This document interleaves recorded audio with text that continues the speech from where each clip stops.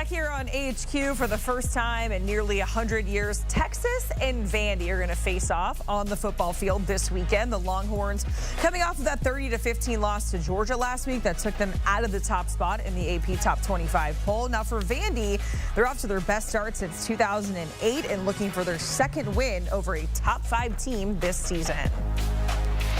Josh Pate is back with us here because not only is he going to be making a pit stop in Vegas, he's also going to Nashville this weekend for this job for spot 2 in your whole new Saturday tour. Josh, the Longhorns come into this game off of that loss to Georgia, snapping their 12-game win streak as well. How do they regroup knowing that they're facing a Vandy team that has already played upset, already played spoiler this season? Yeah, my advice would be start fast because I remember we recently saw a team beat Georgia. They were called Alabama. I don't know if you remember them anymore, but then they go to Nashville to face Vandy the next week. And I remember checking my phone, and I kid you not, Jacqueline, I'm thinking, has the game kicked off yet? And I check, and it's 13-0 Vandy. So, number one, I got my answer. Yes, it had kicked off. And number two, right out of the gate, Vandy scores, pick, score again. And before you even know it, you're down, and then that place has reason to believe. Those players have reason to believe. And so it's totally inverted if you get up by 2 scores on them early, because then everyone's reminded whose roster is who and who had a committable offer where and who didn't. I mean, yes, history, including and up to present day, says Texas should go in here and take care of business, but it said the same thing about Alabama. So there is nothing that's outside of the realm of possibility in college football 2024. Absolutely. And to your point, whether it's Bama in Tennessee or Georgia, Texas, all of these SEC teams are just beating up on each other in 2024. Let's talk about the quarterback position at Texas. Quinn Ewers was briefly benched on Saturday in that loss. Arch Manning comes in, but Ewers is going to still be the starter. How much smaller did his margin for error become after that performance there against Georgia? I think it's been that all year. I just think he's met it until that point, and that's with or without the injury situation. I view this stuff a little differently than most people. Most people think there's a controversy when you have 2 quarterbacks who you're rotating. And in the NFL, I don't know, maybe they would call it that. In college football, I just call it depth. I call it a quarterback blessing. I call it that to have Arch Manning to be able to just go to in a pinch, because Arch Manning is starting for most other teams. And so I remember being over there in Austin, even in the spring, I talked to Sark, and he said, you know, people talk about Arch like they should praise him and he's sticking around and good for him for not hitting the portal. He's been here 1 year. He's not been here 5 or 6 years. He's waiting his turn, and we could call on him today to start for us, and he would be able to. We've got Quinn. We're going to ride him. But, you know, when he took him out of that game the other day, everybody freaked out on Twitter or whatnot about it. I thought to myself, well, he must have thought the backup gives him a good chance to win right now. And it doesn't mean that they've sold Quinn Ewers down the river. And as it turns out, they brought him right back in the game, and he's still the starter. I just think that kid's mentally tough enough and understands the deal around there. I mean, it's not the end of the world. Go cry in the corner because you had a cold start, and the other guy may give us a different look here. It's just, you got to be ready when your number's called. That's all there is to that. And if you can't handle that, you're probably not playing quarterback at Texas anyway. You know, it speaks to the state of college football that we're in, where if one guy sticks with a team for a year, we're saying, wow, they've been so patient. It's really the climate of college football that we're in, Pate. Let's talk more about Vandy and those sides of things. They're in the AP poll for the first time since 2013. How do you describe this Vandy team right now and the coaching job that you've seen up until this point?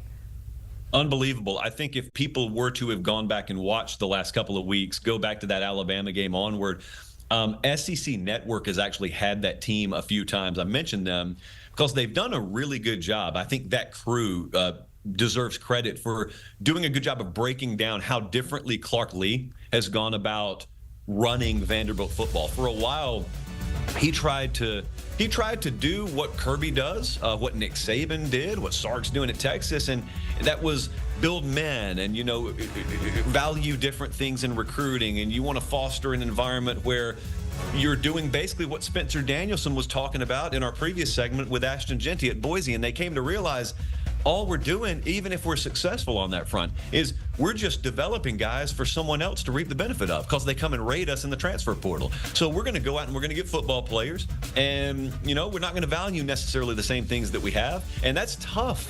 That's tough because that's taking your core beliefs and principles and you're having to put them to the side for a second because they're not putting you in the best position and giving you the best chance to win. But they've done it, and they haven't sacrificed, non-negotiables, but they've done it to a certain extent, and now they have a team. They've got a sneaky good staff there. They made some moves in the spring that it caught the eye of a lot of people in the South on the coaching side, but it didn't catch the national media eye.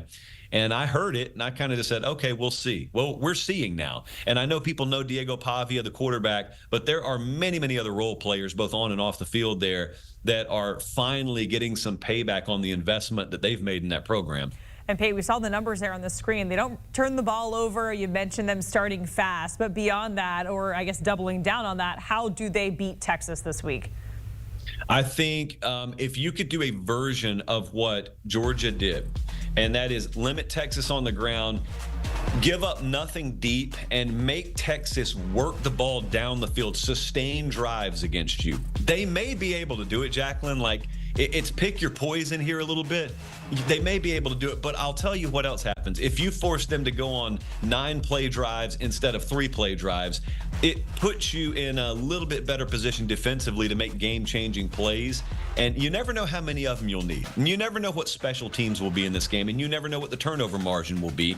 But if you just assume, for the sake of assumption, that those areas will tilt in your favor, if you can just make them have to sustain drives against you and be very opportunistic in the red zone and then hit your explosive plays and win third down, only 7 or 8 things I listed. If you do that kind of stuff, which they did against Alabama, this game can go your way. It is not out of reach.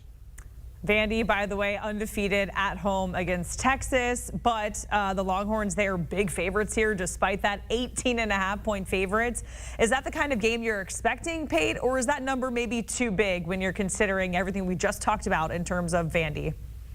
I expect Texas to play a very good game here, but I want people to understand, and people who follow sports betting would understand this. Mackenzie Brooks, if she were here now, would tell you that's kind of a no man's land. If you have a power program against one that's not, normally the line's 30 or higher, maybe 28 or higher. But when you get these numbers, 18, 22, 23, what it suggests is in that deck of cards, if I fanned it out in front of you and there are 52 possibilities for this game, instead of just decent wins to blowout wins, there are a few games in here where Vandy wins outright. And in the aggregate, that's what generates that number minus 18.5. Look, I'll lean Texas to win and cover it because I think if Texas shows up, it's either Texas shows up and then they kind of pull away, or Texas shows up and gets in a dogfight and we go from thinking they're going to cover to they lose outright. That's how that Bama game played out. I think the number on that game was 22 or so, and it could be how this one plays out.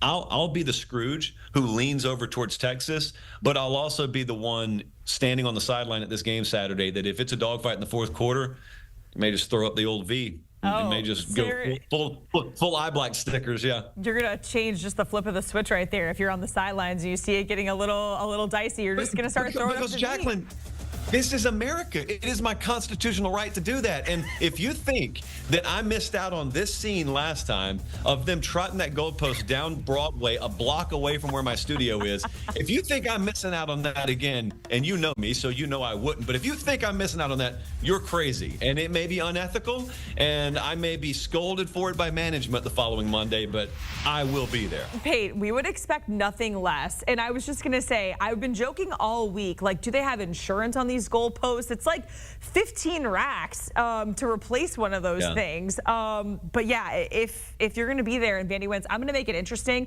I'll lean the other way. I'll lean towards Vandy to cover. And if they do, I need to see a video, photo evidence of you out on Broadway carrying a goalpost out of there. We're making an on-camera bet.